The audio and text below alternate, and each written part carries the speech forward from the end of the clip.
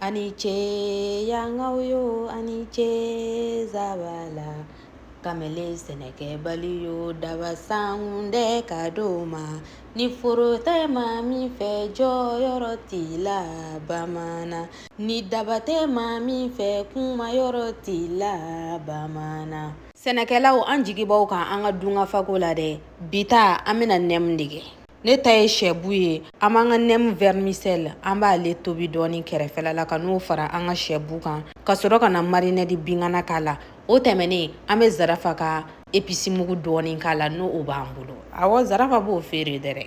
Ni champignon b'i bolo i b'o k'a la n'a y'i diya i bɛ se ka sauté dɔɔni kuma dɔ la ne yɛrɛ b'a sauté dɔɔni ko nka bi ne sina k'a ta ten nɔ k'a k'a la. An bɛ kɔgɔko jateminɛ ka sɔrɔ ka n'a don ɲɔgɔn na kosɛbɛ. A donnen ko ɲuman ɲɔgɔn na an bɛ sɔrɔ ka na an ka nɛmu galette an b'a su. Awɔ i b'a su ji wɔlɔkɔ la. An bɛna an ka sɛbu k'a kɔnɔna na ka sɔrɔ ka n'a kuru ɲɔgɔn kan sa k'a fankelen ta k'a da ɲɔgɔn kan ka sɔrɔ k'a kuruli dabɔ sa. N'i b'a kuru i b'i digi a kan dɔɔni waasa a ka ɲɔgɔn minɛ ka ɲɛ. N'a sɔrɔla e ye début tan ye i b'i ta su dɔɔni dɔrɔn ka sɔrɔ ka n'a da torchon sanfɛla la. Torchon in de b'a to ji tɛ tɛmɛ a la kosɛbɛ. An bɛ kɛfɛn k'a kɔnɔna na ka sɔrɔ ka n'a kuru ɲɔgɔn kan wa k'a dɔn k'a fɔ ko kɛfɛn min yɛrɛ bɛ k'a la ji dɔɔni bɛ o yɛrɛ la. A bɛɛ kurulen tɛ nin ɲɔgɔn kan.